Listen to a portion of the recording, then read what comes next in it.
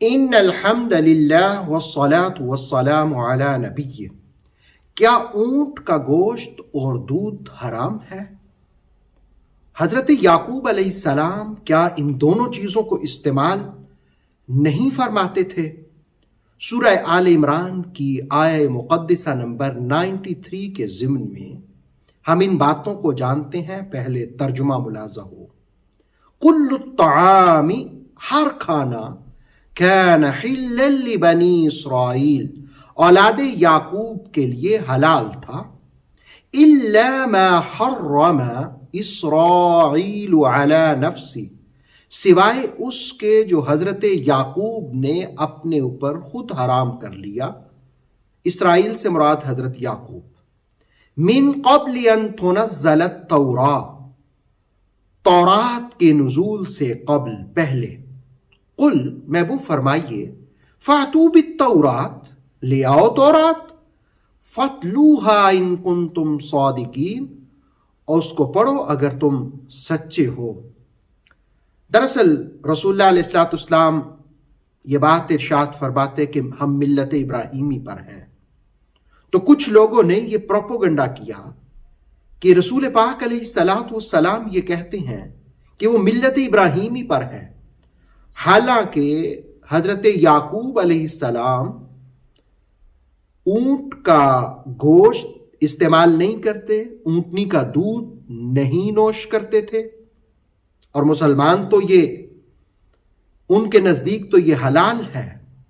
اس پر اللہ رب العالمین نے یہ آیت نازل فرمائی اور اس بات کی حقیقت کو بیان کیا کہ ملت ابراہیمی اور پھر اولاد یعقوب کے حوالے سے پروپوگنڈا کرنے والوں، قرآن کا اعلان ہے، کل الطعام کان حلا لبنی اسرائیل، ہر کھانا بنی اسرائیل اولاد یعقوب کے لیے حلال تھا۔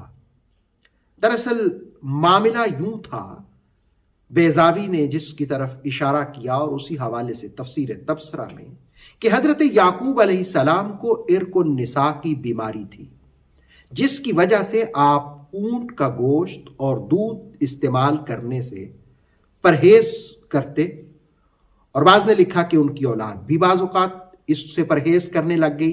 یاد رکھیے کہ کسی بھی قسم کے کسی کے عمل کو اور کسی کے نسخے کو، کسی کی احتیاط کو دین نہیں بنایا جاتا۔ ایک قانون یاد رکھیے، جو دین میں ہے اسے نکالنا نہیں چاہیے، اور جو دین میں داخل نہیں اسے دین میں داخل نہیں کرنا چاہیے۔ اور ایک دوسری روایت بھی ملتی ہے کہ آپ عرق النساء کی بیماری میں مبتلا تھے، آپ نے نظر مانی، منت مانی کہ اگر اللہ رب العالمین نے مجھے شفا دی تو میں اپنی پسندیدہ چیزوں کو ترک کر دوں گا۔ تو آپ کے لیے اونٹنی کا دودھ اور اونٹ کا گوشت مرغوب غذا تھی، اس لیے آپ نے اس کو کھانے سے پرہیز کیا، لیکن یہ پرہیز آپ کی اپنی تھی، اللہ رب العالمین کی طرف سے یہ حرام نہیں تھا۔ اور پھر کہا کہ یہ واقعہ بھی من قبل ان تنزل التوراۃ، یہ تورات کے نزول سے پہلے کا ہے، اور تورات کے حوالے سے تفسیر تبصرہ میں تورات کی باب پیدائش کی یہ عبارت بھی موجود ہے کہ ان کے لیے سب جیتے چلتے جانور کھانے کے لیے حلال تھے، یہ سب نباتات ہی کی مانند تھے۔ گویا اس اعتراض کی کوئی حقیقت نہیں تھی کہ جو وہ یہ کہتے تھے کہ یہ حرام کو انہوں نے حلال کر دیا۔ یاد رکھیے کہ حلال کو حلال سمجھنا چاہیے اور حرام کو حرام سمجھنا چاہیے۔ انسان گوشت کی بجائے دال کھا لے، لیکن رزق کے حلال کا اہتمام کرے۔ یہ آیت ہمیں سکھاتی ہے حرام میں وہ نہیں لطف جو حلال میں ہے، کہ مرغ و ماہی کی لذت ہماری دال میں ہے۔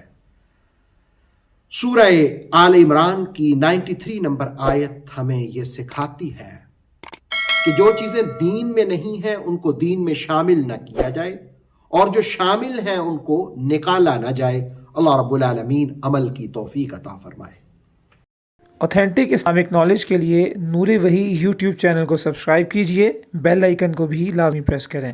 نور وحی کے فیس بک پیج، ٹک ٹاک اور انسٹاگرام کو بھی فالو اور لائک کیجئے تاکہ ہماری ہر نئی آنے والی ویڈیو آپ تک بر وقت پہنچ سکے۔